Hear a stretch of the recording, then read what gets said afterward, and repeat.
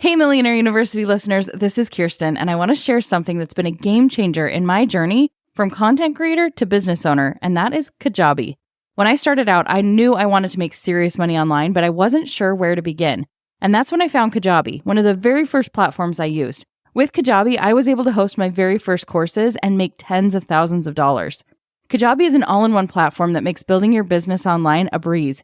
Whether you're creating stunning sales pages, setting up funnels, or hosting courses and memberships, Kajabi has you covered. It simplifies the entire process, letting you focus on what you do best, creating amazing content and connecting with your audience and your customers.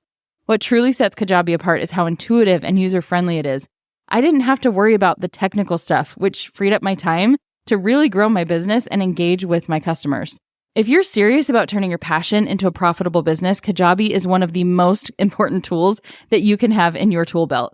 Right now, Kajabi is offering a free 30-day trial to start your business if you go to kajabi.com/MU. That's KAJABI.com/MU.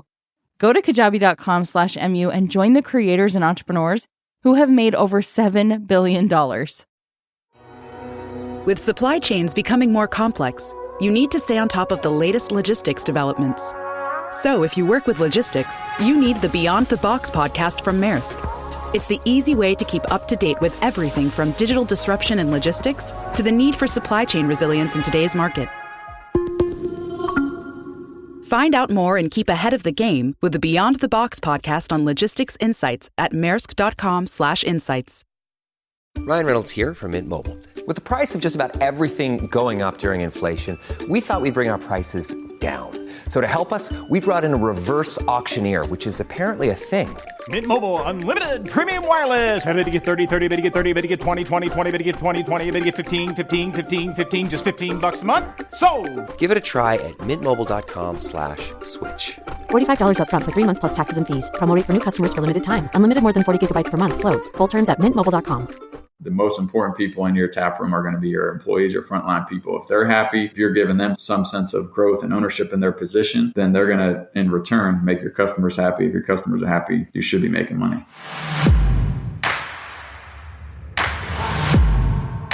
Hey, what is up, Millionaire University Nation? I'm Brien Gearin, back with you for another edition of the Millionaire University Podcast. And today we are joined by Rich Moyer of Hoppin Taproom, a self-serve bar concept that is franchised across 11 cities in the country. And it's a really cool story. Rich is a former PGA Golf Pro turned accomplished entrepreneur with one successful exit already. Today we're going to hear from Rich about his newest venture, how he got into it, why he did so, and all the nuts and bolts about Hoppin Taprooms and everything that goes along with franchising it. So strap in. We're going to have an action-packed episode today. We'll see you inside. Let's welcome to the stage, Rich Moyer. First off, tell me how you went from PGA Pro to successfully exiting a $6 million business to starting Hoppin Taprooms. Originally grew up very athletic, played a bunch of sports, ended up getting into golf in high school pretty heavily. So got into the golf industry right out of high school, became a PGA Pro. And throughout that process of 6.5 years in the business, I started to realize I was on the wrong side of the counter. All my members were playing golf on the weekdays. They were playing golf on the holidays, and I was working weekends, holidays, and when they were coming in. So I just started to ask them, what do you guys do for a living? And the answer was they were in sales, and they had the flexibility to make their own schedule, or they own their own companies. And I started to just kind of poke around and figure out which members could get me out of the golf industry and into sales. So when I was 22 years old, I left the golf industry, got into sales. Sales led me to starting my first company at 26. And from there, I've started multiple companies, but the first company I was in the construction industry. And like you mentioned, ended up selling that for a little over several million in 2014 or 2017. Wow. Okay. So can you give me just a tiny bit of details on that construction business? Because it's going from being a PGA Pro, which is awesome, by the way, as a golfer. I'm super into that. So that's pretty cool. But getting into the construction side, what exactly did you do in that construction side business? Yeah, a mentor of mine that actually helped me start the business, he had a very similar business model, which was basically being a broker of services, but he did it for big box retail when it was more relationship based. And in the construction world, they're kind of lacked on technology over the last 20 years. And I found a similar business model in construction. So I was just a broker of services. If you told me you can do anything from pressure washing, cleaning, all the way through, insulation, drywall, framing, I would go out and sell it for you. So I had really good subcontractors that did really, really good work, but they didn't know how to go get the business. And if it was pressure washing or whatever it was, I had my markup in the middle. I would trade paper. So I would say it was a $20,000 job. I would charge 20 and I'd pay those guys 10 or 15 and I'd make my markup and then keep selling. So I grew the business very rapidly, very quickly. Ended up having 50 plus employees and over 200 subcontractors in and around North Carolina, South Carolina. Wow, that's awesome. And then that led directly into Hoppin Brands, or was there another step between the two? Yeah, I mean, there's definitely several businesses along the way, some that are no longer here, some that failed very quickly. One I opened in 2016, so the year before I sold the construction companies, homemade ice cream shops with two of my best friends. We're kind of a staple now. It's called Two Scoops Creamery. We have 6 locations with another one open this year, and they run the day-to-day and handle all that. But really cool idea, and my buddy's homemade family recipe. I just thought it was something cool, something different than construction, less stressful, make people happy instead of me getting screamed at every day. And it ended up being, a lot bigger than what I thought it would have been. I thought it'd just be something fun. And here we are with multiple locations. Some of them are licensed to different owners in South Carolina. And then sold my company in February of 2017. And that's when Hoppin, we ended up finding a location same month and opening in December of 2017, our first location. All right, so let's talk about Hoppin Brands. So Hoppin Taprooms, give me all the details on what this is. The concept is self-serve, like a self-serve tap room, right? So we originally started off 100% self-serve, and over the years we've added cocktail bars, so we have full cocktail bars as well. Basically how it works is when you check in, it's a little bit different than your typical bar where you walk in and then just go straight to a bar. You'll check in with somebody at the front counter. They'll provide you a guest experience. They'll give you a wristband. That wristband's attached to your credit card. And then you have 60 plus self-serve taps, whether it be beer, wine, cider, seltzers, or cocktails, depending on the state, if it's legal to do self-serve cocktails. At that point, you have up to 32 ounces at a time. So most legalities in every state I can give you 2 drinks at one time if I'm a bartender, and no different for us. So your wristband after 32 ounces of beer will shut off. You'll find any one of our staff members, they'll scan their card, you'll scan your wristband, you'll have another 32 ounces in seconds. So that's probably one of the biggest questions we get, but very cool concept, technology driven. You can pour 1/10 of an ounce all the way to a full glass. And then the environment of the space is completely different than your typical bar. A little bit more decor is lighter, more moss, kind of vibey, more vibe Instagrammable inside. And then we have games, exterior, a lot of exterior space, and overall just a brand that's different. I think, you can go get a Mick Ultra from anywhere, and what drives you into our doors. And we always strive on the experience, the guest experience, and just being able to do something different. So now I'm familiar with this. Maybe it's a competing brand of yours. It's down the road from me here in Ohio. So it is pretty cool. It's one of my favorite spots. It's kind of like the de facto sports bar because it's easy. You just go there, you pick a spot, you get your tag, and you go pour, right? And you've got tons of choices. So the concept is really cool. Now, what was it about this that really attracted you to it? And we're going to talk about numbers and margins and all that, which I think probably plays a factor in it. But compared to a normal bar, like if Rich Moyer was going to go open Rich's Pub, why would he do the self-serve instead of doing the traditional bar route? Yeah, when I saw the technology, there was, prior to that, the question for me was, hey, would you invest in a bar? And it was absolutely shut down, right? I grew up or went to college in Myrtle Beach. All my friends were bartenders. I watched them give away hundreds, if not tens and thousands of hundreds of thousands of dollars of alcohol because they were just worried about a tip. So the aspect of being able to account for every 1/10 of an ounce that comes out of your taps is huge. So when I saw the technology, it was multiple things, right? We're bringing technology and changing the game in the bar industry. And then 2, it eliminated, I'd say 90% of a typical bar owner's headaches where you have to worry about your bartenders giving things away. And it eliminated waste. So national average of a keg waste is 23%. Our average is 3 to 4%. So several reasons. If you're looking at it from a business aspect, as those reasons. If you're looking at it from a consumer aspect, it's completely different, right? How many times do you watch a bartender pour a drink or just really think of, man, it'd be really cool to pour my own drink? And I thought Charlotte never had it. It was something that we can be first in the market, and why not do it completely different than anybody else? You mentioned keg waste. What is that for those of us, myself included, who might not be totally familiar with that? Yeah, so typical waste, like I said, is 23% on a national average. And that's bartenders, if you ever watch them pour a draft beer and they just kind of keep dumping out the foam, or if they're giving drinks away for free, you're just wasting. So if you had 100 ounces in a keg, 70 ounces is what you're actually making money on, 30 ounces is going in the trash. And for us, it's down to 96, 97% of that is going straight to your bottom or straight to your profit. Instead of wasting 30%, you're only wasting 3 to 4%. Ah, okay. Gotcha. And so it sounds like the majority of what's in the taps is going to be beer. Are there, like you said, it's a traditional cocktail bar too, or are there actual taps with like cocktail mixes in them? Depending on the city and the state. So South Carolina, we're allowed to do self-serve cocktails. So we have multiple self-serve cocktail taps. But yes, we'll have full cocktail bars as well, just because of the experience of getting shots and different things. And then private events, they want to potentially make their own cocktails. So yeah, we'll have a mix of both. And it's a majority of the taps are beer, wine, and then you have ciders, seltzers, and some nitrogen, beers as well. Okay. And then how do you decide what you're sourcing as your alcohol? I know I'm guessing you have kind of your mainstays like the Miller Lights, the Bud Lights, the Budweiser, et cetera. But do you guys do any sort of like local collaborations with breweries? I know down in Charlotte where you are, it's a big brewery town, right? So, or at least big enough to where there's a lot of local options. What do you guys do with that? Yeah, regional and being local is important, right? We're a very community driven brand. And I think when people are visiting, or the locals, right, they're going to go towards that name brand that's in the community because they know it the most. So our franchisees have full control over what they put on their beer wall or their self-serve wall. And that's because they're going to know the market better than we will know the market. We will provide them with our best sellers, which are more regional and national sellers, like your Mick Ultras and what's hot. It kind of changes every season or every year. There's always something new that pops up, like White Claws and Truly's popped up.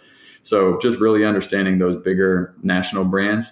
And then locally, yeah, we're working with all the local breweries that we can work with. We've made beers with them and created our own beers and had our team go into their brewery and actually make the beers with them. So it's a really cool aspect. And we do some of those for anniversary parties and things like that. I want to talk about the technology and the way you guys price inside the tech. How does that work? I know by me, it's like a little kind of like an iPad screen above the tap. How do you guys charge and how does that calculate? Yep. Yeah. For ours is a little bit different. So you'll have your wristband, you'll scan that wristband on, so we do 2 taps per screen. If it's the left or right, you just scan on whatever one you want to drink. And then you open up the tap and you pour 1/10 of an ounce to a full glass. And it'll calculate the actual, like a gas pump. It'll calculate as live as you're pouring it. So as you're pouring, it might be 50 cents an ounce, $1 an ounce, and it'll just continue to calculate. So you'll understand exactly what you poured each time you pour, and then it'll give you a total once you close the tap of what your current tab is. In terms of pricing on that, is it the same type of pricing you use for if I were to go to a bar and order an $8 craft beer? Does the pricing work out to that roughly that same amount, or are you able to mark it up higher because the technology, the concept? How does that work for you guys? No, we're super competitive. Now, a brewery who makes their own beer might be a little bit less expensive because we have to buy it at a wholesale price and just a little bit higher prices. So to make our margins, it might be a little bit more than your local brewery. But on the flip side, we're charging on actual liquid ounces. So just say you get a 16-ounce beer and it's $8. They might only pour 13 ounces, but charge you $8 for that. Ours is actually only going to charge you for the 13 ounces instead of it being $8, it might be $7 because it only charges you for 13 instead of 16. So honestly, a lot of people say, hey, this is actually less expensive because I had 4 or 5 beers, but they might not have had full 16-ounce glasses. Whereas if they were go to the bar, it could be the same thing. They could have 4 or 5 beers, but they only actually, got 12 to 13 ounces of actual liquid. So it's a little bit different, but pricing wise, we price it to be very competitive with the market. We don't price it any higher. Sometimes it's lower depending on the specials, but you got to be competitive with the market, especially when people are pouring their own beer. There's the experience there as well. One thing that I'm really interested in knowing about is the staffing. You're not a typical bar, so you don't have bartenders. You have a support staff. What does staffing look like? How many are there and what are their duties, since there's technically no one there pouring drinks? For the self-serve, there's nobody pouring. Since we do have full cocktail bars, we usually have one to two bartenders on at a time, depending on the day. So outside of that, there's the staff that checks you in, that check you in and out. They'll make sure that the experience of, if you've never been to one of our locations, they'll explain the system to you. They'll explain the tap wall. They'll explain the overall venue in itself to tell you where everything is. So you have that experience. We'll have somebody at the wall that's always assisting with people pouring drinks, or some people don't know how to pour a beer, so they might pour a foam, and we'll have to show them, and we'll give them a glass, 3 or 4 ounces once we show them how to pour it.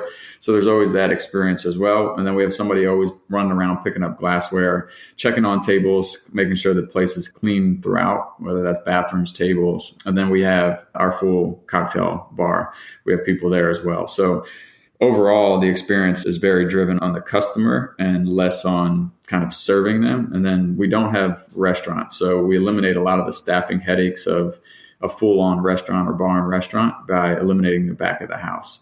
And with that, we will run pretty slim. So we'll have anywhere from 8 to 12 total employees, and 2 to 3 of those are full-time, and the rest are all part-time. Okay, so you mentioned no food. So no headache with having a back of house or a kitchen. Oftentimes when people go out and have a drink, they are looking for some light bites at least, right? Maybe even a full meal. Do you guys partner with any like outside kitchens or food trucks, or how does that work around you guys? 100%. Again, this kind of ties into the local and the community driven of our brand. Is depending on the city and the location, we'll work with food trucks. So we'll partner with 1 or 2 food trucks for full-time food trucks. Other option is partnering with a local restaurant that is neighboring, where it's close enough that people can order on a QR code and either they drop it off or you go pick it up. And then the third option, if needed, if it's a tighter space and there's not a neighboring restaurant or no space for a food truck, we'll create basically a food stall inside the location, and we'll lease that, and we'll take a percentage of the sales of our food partners. Love it. Love it. That's just it's a great way to include the community and kind of serve a little bit of a need that people who are drinking might want something to eat. I think that's perfect. As a business-to-business marketer, you know that your needs are unique. B2B buying cycles can be painfully long, and your customers face incredibly complex decisions. Isn't it time you had a marketing platform built specifically for you? LinkedIn Ads empowers marketers with solutions for you and your customers. LinkedIn Ads allows you to build the right relationships, drive results, and reach your customers in a respectful environment. You'll have direct access to and build relationships with decision makers. There's 1 billion members, 180 million of which are senior level executives, and 10 million are C-level executives. You'll be able to drive results with targeting and measurement tools built specifically for B2B. In technology, LinkedIn generated 2 to 5x higher return on ad spend than other social media platforms, and 79% of B2B content marketers said LinkedIn produces the best results for paid media. So if you're ready to work with a partner who respects the B2B world you operate in, then you need LinkedIn Ads. So make B2B marketing everything it can be and get a $100 credit on your next campaign. Go to linkedin.com/MUPod to claim your credit. That's linkedin.com/MUPOD. Terms and conditions apply. You know that's the sound of another sale on your online Shopify store. But did you know Shopify powers selling in person too? With Shopify, you get a powerhouse selling partner that effortlessly unites your in-person and online sales into one source of truth. Track every sale across your business in one place and know exactly what's in stock. Get hardware that fits your business. Take payments by smartphone. Transform your tablet into a point-of-sale system, or use Shopify's POS Go mobile device for a battle-tested solution. Plus, Shopify's award-winning help is there to support your success every step of the way. Take customers from picking it out to picking it up. Shopify syncs in-store inventory with Google, so when local customers search for that thing they want that you have, bam, you're there. Demand meets supply. Sign up for a $1 per month trial period at shopify.com/MU, all lowercase. Go to shopify.com/MU to take your retail business to the next level today. Shopify.com/MU. All right, so I'm really curious about the margins in this type of business. I have an idea around the margins. I've got some friends in brewing here in town. Like, I know the margins are in the tap room. What's it like with the self-serve concept versus traditional? Yeah, your margins are going to be your markups and your gross profit margins are going to be typically the same, or said to be the same, but where we capitalize is obviously the waste, right? Their margins, gross margins might be 80%, but then they had 30%, 20% waste. So you start to lose that on the bottom line. But ours is, anywhere from 72 to 80% gross profit. And we minimize that waste as well. So we're really striving for a really strong bottom line, but it's a volume game. Once you cover your nut in this business, there's really no added expenses. It's not like you have to add additional employees. You don't have to order a lot more things. So once you cover your base, kind of expenses, which I say your nut, the gross profit kind of goes straight to the bottom line, give or take. Awesome. Okay. Now I want to talk about franchising. So you started your first Hoppin location in 2017, right? Yep. What was your journey from starting your single location to becoming a franchisor of how many set and how many in production right now? We have 11 in development. 3 to 5 will open this year, depending on construction. Three definitely in the summer this year, and then the other 2 will be later this year, if not early next year. Okay. So what led you to franchising, and was that the plan from day one, or did that kind of just start occurring to you once you realized you had something? It was not the plan from day one. I honestly thought this would be just one location, and we opened up our doors in 2017. We poured over 3.5 million ounces our first year in business, and we just had everybody coming in from other states, and they're like, hey, how do we bring this to our city? Your branding is amazing. The technology is cool. How do we expand this and bring it into our city? So we ended up opening a few more locations ourselves. And at that point, franchising was on top of mind the second year, so 2019. And in 2019, I started the process working with a franchise lawyer, working on our FDD, and then 2020 hit, and we just kind of put that on the back burner and focused on just keeping our taproom open and keeping our employees staffed with the pandemic. 2020, 2021 got through the battle of all that mess. And then 2022 got back on with the lawyers, started that process, got the FTD finished, got our website up in August, September timeframe. And we started franchising in September of 2022. Wow. Okay. So it was the pandemic had a little bit to do with pushing into it, because I think that's an even cooler thing. You probably hopefully didn't have to shut down for too long, but the fact that it's self-serve, not a lot of interaction. I don't know if that has anything to do with it, but did that play into the growth at all, or is that just kind of a little blip on the radar? Honestly, North Carolina was one of the strictest states in the country. I made a decision to stay open, and I think it was by far the best decision that I made for our business and for our staff. It was tough. It wasn't easy, dealing with cops and ALE and ABC commissions and them coming in and trying to fine us and give us citations every week. And they all got thrown out at the end of the day because they didn't hold any legal foot to stick us with. But going through it was really tough. So at the end of the day, I could say it was a blessing in a sense, because it made us adapt and made us to find ways to be better. It made us find ways to be creative and market and do things differently. Going through it at the time, it was shitty. But now looking back on it and the things that we had to do to be successful and get through it was really cool. So leaning into it and into the future, I feel like I have a really good idea and plan if for some reason that ever happened again. So what's the process of opening a Hoppin franchise? How does a new owner find you, or do you find them? How do you screen? What's the construction process like, or the market research? Does it depend on where they are? How does that all work? Yeah, so right now we're currently marketing in some of the bigger cities and the fastest growing cities that we want to be in. And a lot of our leads are organic through our own internal marketing. We do work with a few broker companies that will bring us leads, but for the most part, all of our leads come from our own work, our own ads that we're running into the cities that we want to be in, and trying to attract the people that we know would be a good fit culturally for our franchise. So a lot of that is driven by us. And then once somebody books a meeting with our franchise development team, they'll have the first conversation. Our team will kind of vet them out, see if they're a good culture fit, make sure that they financially can afford it.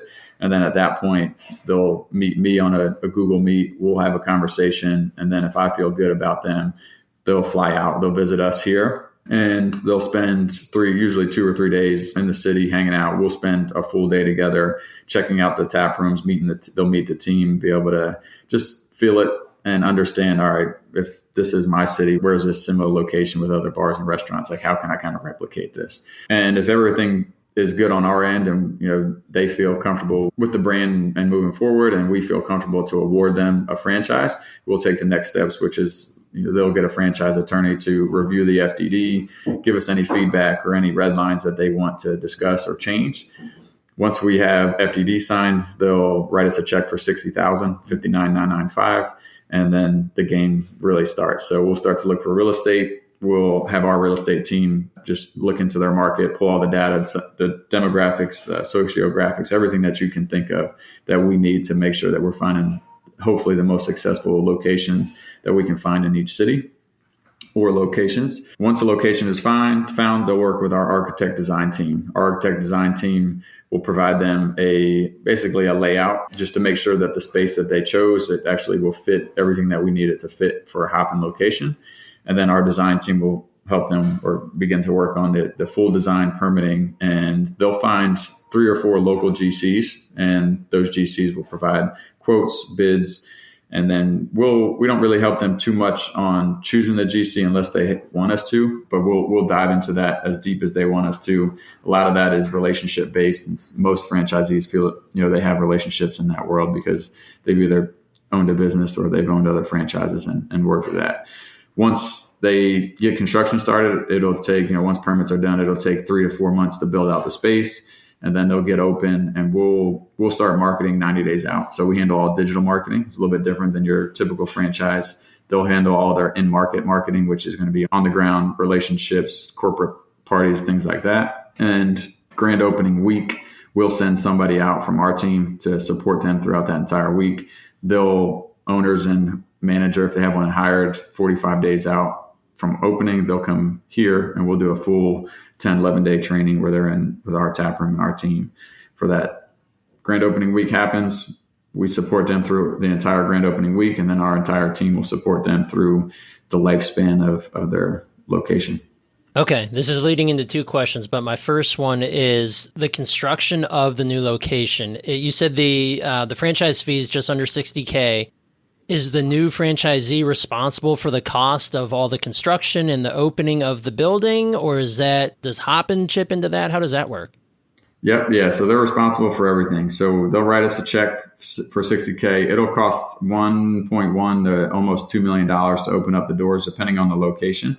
And that includes the $60,000 and includes everything that you need to construction, to ordering your first order and getting your doors open and having capital to run and operate the business. So, and that's before you get any tenant improvement allowance, any kickback from the landlord. So yeah, overall, it's not the cheapest franchise to get into, but done right and in the right locations, it's a good one to be in.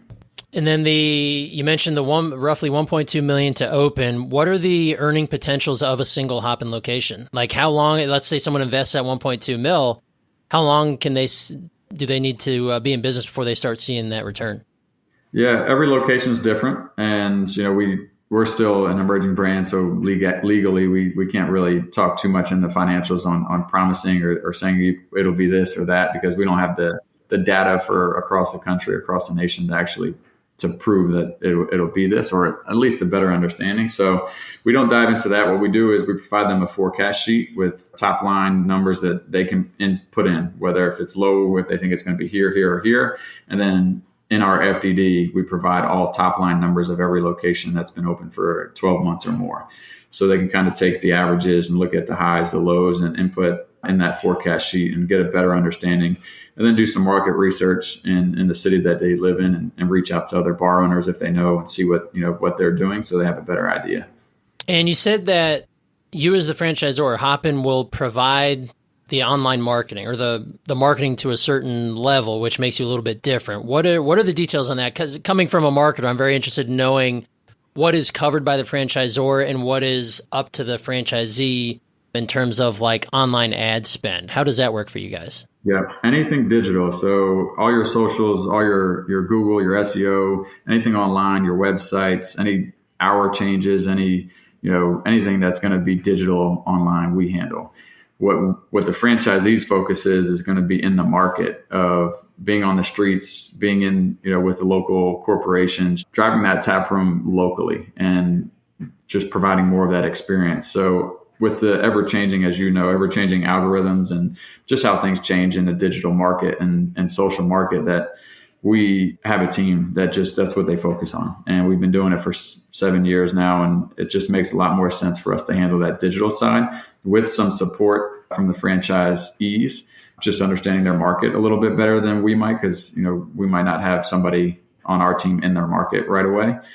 And then at that point, we handle all the ad spend. So they pay us a monthly fee, and we'll take them dollars and we'll support them with our digital ads with some of their feedback, depending on what it is. They might have an event locally that we don't have as a nationally, because they put together something that is in their local market. So we work together hand in hand, but all that is handled by our team.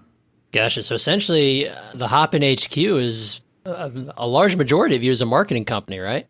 Yeah. At the end of the day, Hoppin is a marketing company at the franchisor level, and we're an experience company at the consumer level. And for our customers, it's an experience. You can go get a drink or a Mick Ultra or a vodka water at any bar. What makes us different? What drives you into our doors?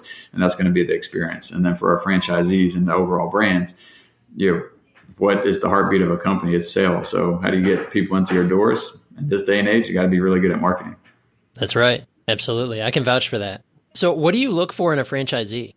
We have about 4 or 5 different kind of personas of what we look for, and they're all a little bit different, but they could all be really, really good franchisees. So really just depends on the market, right? Ideally, I want every franchisee to be multiple unit owners, and there's a bigger reason for that. And when we have those conversations with the franchisees, I explain kind of my bigger vision and why that is. But I think the biggest thing is just personality, right? We want to find franchisees and leaders, one, that are like the ultimate host, that want to have people over their house. They want to always be hosting. And that's the experience we want to present when you walk into a Hoppin. So we want those type of people. And then we want great leaders. This business is very easy to run and operate, but a bad leader can ruin any business. So somebody that understands that your employees work for you is the opposite of what we want. We want people to understand that, hey, you work for your employees, they don't work for you.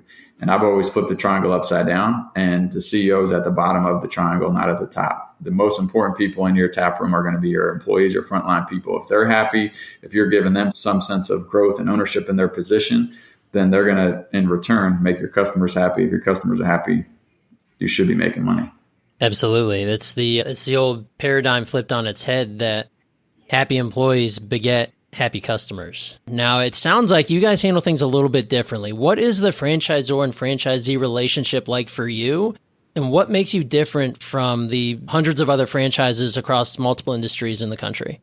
I've been on both sides of it, obviously being a franchisor, but my wife is a franchisee of a brand. She has a location here in Charlotte and a location in Miami.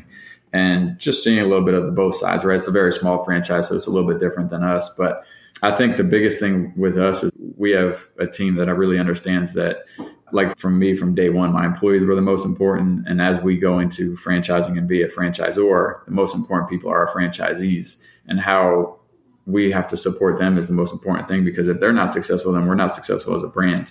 So brought on a president. He actually started this month, and he's got 8+ years in the franchising world and has been through it all, the ups and downs, the highs and lows. And he's got that same culture and that same mindset, same leadership. But as a team, we really kind of go above and beyond for our franchisees. And a lot of it is just educating your franchisees on a lot of things, right? Some of them have never owned a business in their life, or they think marketing should be handled this way. And then you kind of just show them and educate them. Instead of just doing it, you really got to dive a little bit deeper into it and let them understand how it works. Because as much as they think they want to try to do the marketing side of it, until they see what goes into it, they're like, okay, let me just focus on the experience and the local piece. So I think for us, we really understand how important it is to support them. And if they're not successful, then there's no way that we're going to be successful, especially on these early stages of opening these locations. And these first 10 franchisees will sell the next 100 for us. And they have to be successful. If they're not successful, then we can wrap it up and close the doors. So I think it's important that as brands get bigger, I can see how the support gets less and less. And my goal to always be holding ourselves accountable to make sure our franchisees are frontline and staying the most important. More and more entrepreneurs and investors are discovering the awesome franchise opportunities that exist across a variety of industries. Franchising can simply be the better path, and interest in franchising is at an all-time high. Lucky for you, John Austenson, founder of Fran Bridge Consulting and a past Millionaire University guest, is here to help you explore the premier franchise opportunities today. John and his Franbridge Consulting team are part of the largest franchise brokerage in the U.S. and have vetted the market thoroughly. Franbridge is hands down the premier source for the best opportunities in the franchise world, including both active and passive opportunities. From tiny homes to youth soccer to industrial hoses to pets, senior care to mental health, and more. John has served as an Inc. 500 franchisor and is a multi-brand franchisee himself. And he does more placements than anyone else in the country. Sign up for a free consultation call with John today or get a free copy of his book, Non-Food Franchising, at franbridgeconsulting.com. That's franbridgeconsulting.com. Available in the U.S. and Canada. So you mentioned some of your franchisees, or maybe at least some of those who have applied, they're not coming from a business ownership background. Maybe they've been in corporate for years. Are the majority of your franchisees current business owners or past business owners? Do they have some sort of experience in entrepreneurship? Do you prefer that? Or is it just as cool that they come in green, maybe they've been in corporate forever and now they're a franchisee? What do you see there? Yeah, it's a good mix. I think a true entrepreneur is most likely not going to franchise, right? Like myself, like bigger visions. I don't really like guidelines or people kind of giving me the way things should go. So it's like a true entrepreneur probably is not going to be the best fit for us. But an investor group of guys that have money and they have a team, an operations team that they want to add to their portfolio is an amazing fit, because most of the time they've already have businesses, either similar businesses or they've been in franchising and understand how franchising works. So that's a great fit. Our first franchisee is a school teacher. Him and his wife were school teachers and they've always wanted that bar, but they were the perfect fit. He was the leader of the band, very just personable, always loved to host. I mean, everything that you could want for, knew everybody in the community, smaller community, but knew everybody because he taught for 20 plus years and all his kids are now graduated older and they're all now clients, customers at the bar. So I think there's a good mix, and it is. That's why I say that we got 4 or 5 personas of what we look for. And it really comes down to the personality of the person and how they are driven each day, instead of, we're not going to probably hire or bring on an IT person that's very analytical and not personable. So there's just a lot that goes into that and the vibe of the person. Absolutely. So we've talked about all the great things about franchising. Now I want to talk a little bit about the possibility of risks or liabilities, struggles that a location of yours might run into. What does that look like? Yeah, risk. I mean, with any bar, there's always some type of risk. We've kind of mitigated most of those by our hours of operations. Most of our locations will close at 12 o'clock. I've always said that nothing good happens after 12 o'clock. So that's how I ran the business, right? We've closed at 12. We recently are testing the waters of staying open at 1 o'clock at our Charlotte location, as the crowd's gotten a little bit younger and coming out a little bit later. And we're still closing before every other bar in the city. So I think we've kind of eliminated some of the headaches that you're typically going to get. We haven't had any insurance claims in the 7 years and 3 locations that we own corporately. So that's knock on wood. That kind of proves that we do things the right way. Outside of that, the struggles that you're going to go through is sometimes it's just what's going on in the world, right? Recessions and pandemics, things like that. Which there's always going to be ups and flows no matter what business you're in. So I think that, and then for franchisees, understanding their local market and the seasonality of it, right? In Charlotte, we still kind of have 4 seasons, and every time that we go into a new season, so we just went into Memorial Day weekend, all the pools open, everybody starts to go on the lakes. We start to see a little bit dip in sales on the weekends because people hit the pools during the day and they hit the lakes during the day. And until they build their stamina back up, they kind of get crashed from the sun. So we'll still have to see a little dip for a week or 2, and then it'll pick back up. And then in the summer, same kind of thing. In the winter, people do dry January. It's just really understanding that. And after your first year is the best time to really look back on it and say, okay, we know we're going to see a dip here. Or we're going to see a rise here in the spring and the fall, because there's not as much things for people to do or they're not traveling.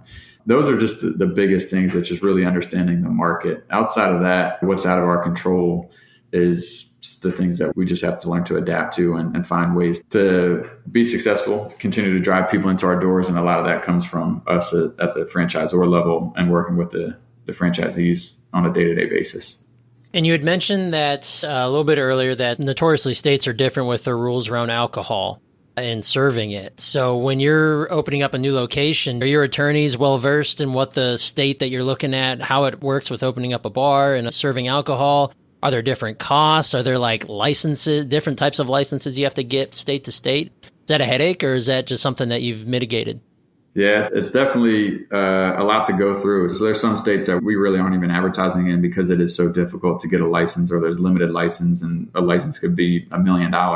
So we're just really understanding those states and those cities, and we currently aren't marketing in those. We're kind of focused on the ones we know that are more faster growing cities and easier to get licenses and less expensive. But our attorney who focuses on more lease negotiations and leases, she's done that across the country for a very long time and for bars and restaurants. So she has connections in basically every city that we're looking at for an alcohol lawyer. And that's something that our franchisees tackle with the assist of a local lawyer to really understand. But for the most part, the cities that we are diving into, we know that it's pretty inexpensive to get a liquor license and it's not that hard. I'm curious, your Charlotte location, that's the oldest one you have.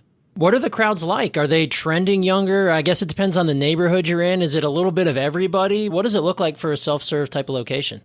Yeah, our bulk of our customers, obviously Friday, Saturday, Sunday, Thursday through Sunday, they're later in the evenings after 8.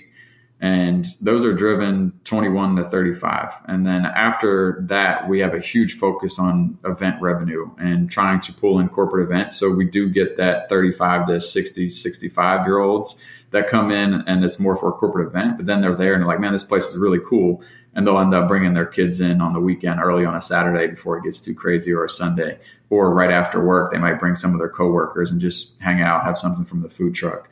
So it's a big variety of service to who we service, but the bulk of it is definitely that younger crowd, that 21 to 35. And then, yeah, we have that older crowd that comes in for corporate events and corporate parties, and then they just hang out because we are the ultimate host. Like I say, we push to welcome everybody into our doors, and it just depends on what time of day, if you're going to have a DJ playing or live music or just kind of vibes from our system. All right. So as we start to wrap it up here, what's the future of Hoppin Brands? So how many locations do you think you want to get to? Are you going across the country? What does it look like? Yeah, goal is to sign another 9 this year. So we're about to sign 4 in Austin, Texas. Knock on wood, as long as that gets finalized here in the next week or two. We have a group in Florida that's going to be signing several locations. We have a gentleman in DC that's close to signing. We have a few things we got to work out with his legal stuff. So goal is to get at least 20 signed this year. Again, 3 to 5 opening this year, between this year and early next year. And then over the next 3 to 4 years, have 40 to 50 locations open, and then another 40 or 50 in development.